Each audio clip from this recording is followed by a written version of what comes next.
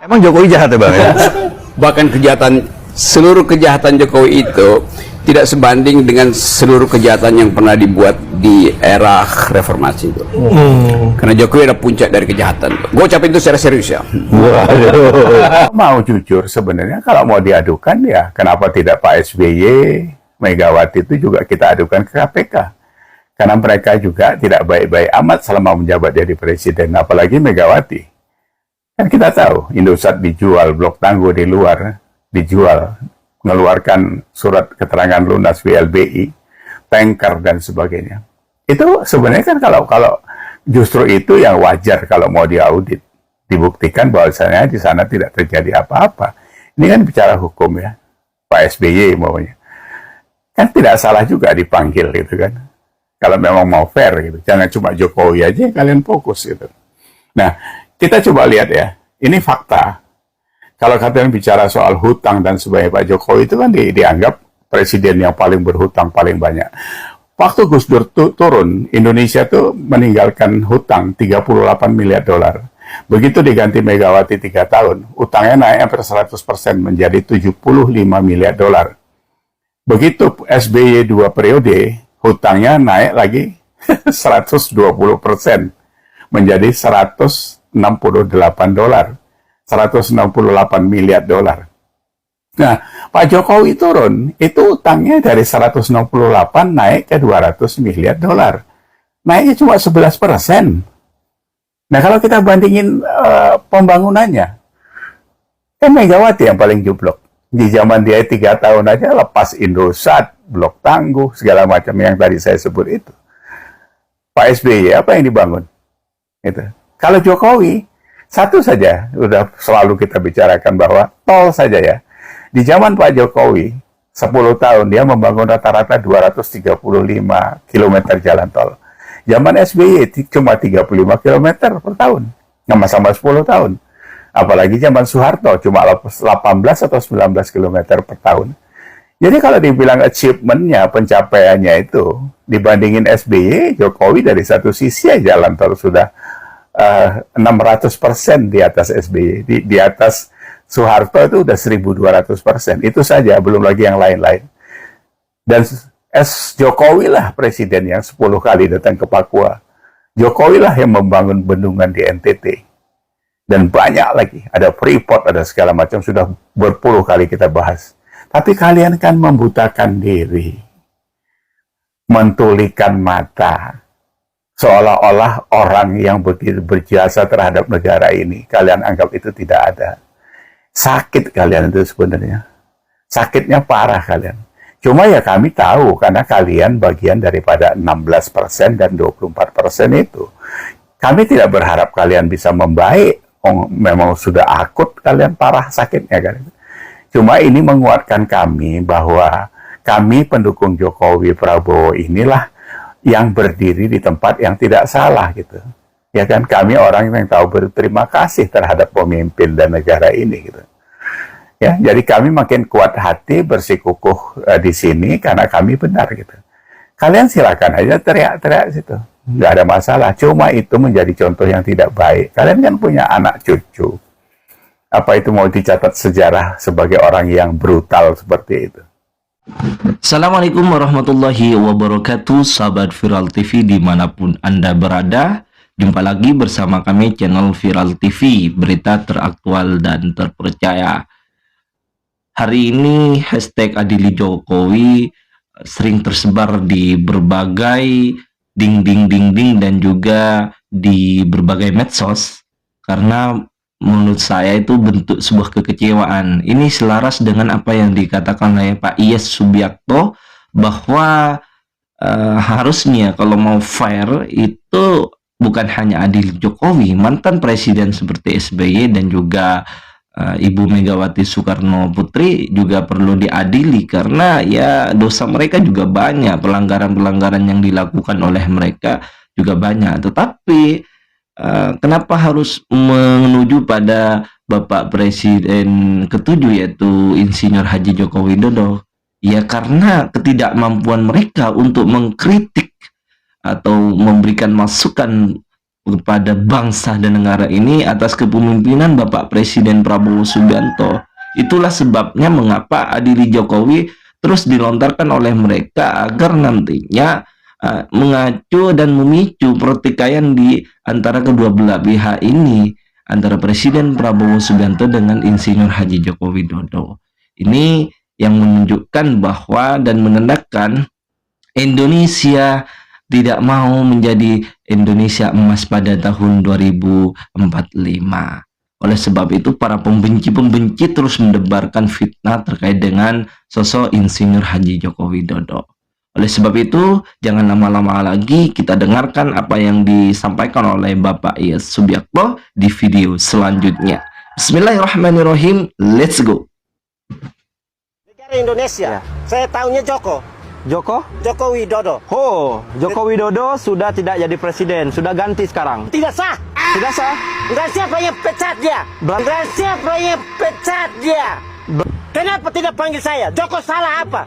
Maka itu diperhentikan. Ya.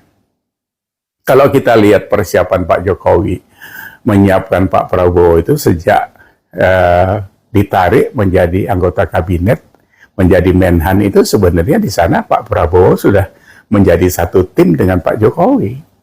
Jadi kalau sekarang kalian teriak-teriak terlambat untuk mengadu domba Pak Jokowi dan Pak Prabowo, itu tulalit. Karena itu pembinaan itu sudah dilakukan dan pembicaraan itu sudah intens dilakukan mereka berdua. Cuma rencananya memang Pak Prabowo menjadi presiden, wakilnya mungkin waktu itu disiapkan Ganjar.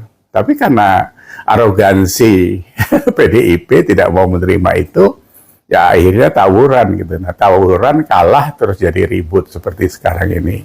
Tidak bisa dipungkiri, keributan-keributan yang sekarang itu salah satu pemicu besarnya itu ya kekalahan PDIP di Pilpres itu. Jadi nggak usah pura-pura gitu. Kalau sekarang mau balik lagi ikut-ikut cawe-cawe, ya kalau Pak Prabowo fine-fine saja kok kemarin. Ya kalau ketemu ya rekonsiliasi, kenapa tidak? Uang presiden ke-6, ke-7, nanti ke-8 jadi satu meja kan? Pak SBY, Pak Jokowi, Pak Prabowo, satu meja, terus Bu Megawati nggak mau ikut, ya rugi sendiri. 3 lawan 1. Ya nggak digubris. So.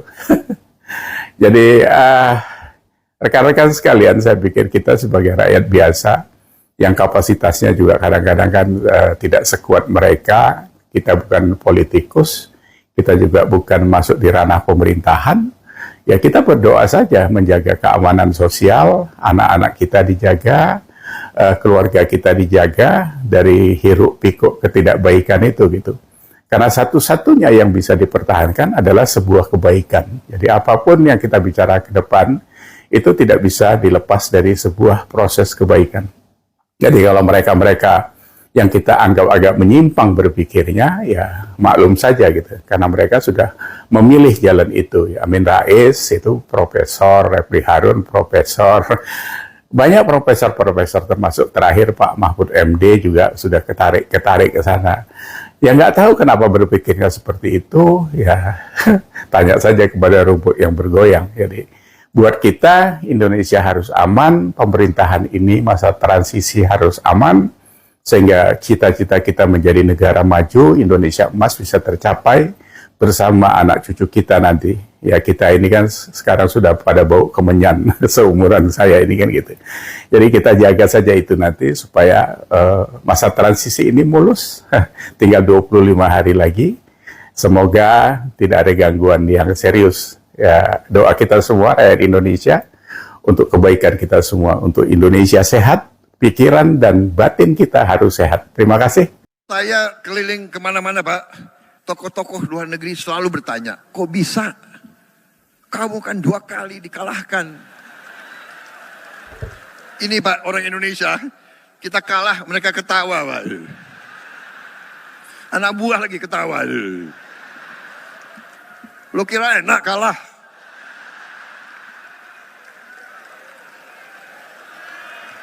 Pak, waktu saya kalah, saya ingat Bapak ke rumah saya. Bapak ke Kartanegara. Di mana di negara lain yang kalah, yang harus ucapan selamat. Ini yang menang datang ke rumah saya begitu.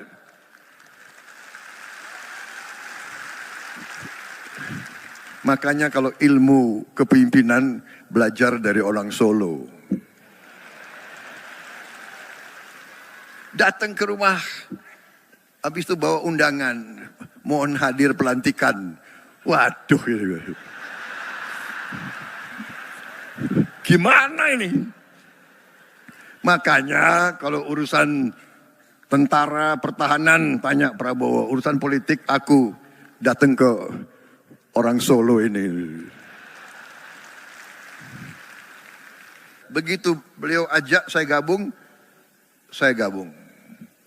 Setelah saya gabung, dari hari pertama sidang kabinet, ini bukan ngolor lagi. Sekarang beliau ini 2 bulan lagi kurang, beliau akan turun. Untuk apa saya? Iya kan? Saya hanya mau mengatakan rakyat Indonesia yang benar-benar Pak Jokowi adalah pemimpin yang hebat, pemimpin yang baik, yang berpikir untuk rakyat. Dari hari pertama saya ikut kabinet, saya lihat pikiran beliau, kerja beliau luar biasa Pak. Saya nggak tahu saya bisa ikuti jejak Bapak Pak. 7 kali rapat sehari. Gimana sahabat-sahabat, sudah melihat videonya bahwa ternyata betul untuk menjadikan sebuah negara yang baik, untuk menjadikan sebuah negara yang positif, maka kita tidak boleh tendensi pada satu orang. Semuanya harus diadili, siapapun itu, termasuk Ibu Megawati dan juga Pak SBY. Bukan hanya Jokowi dong.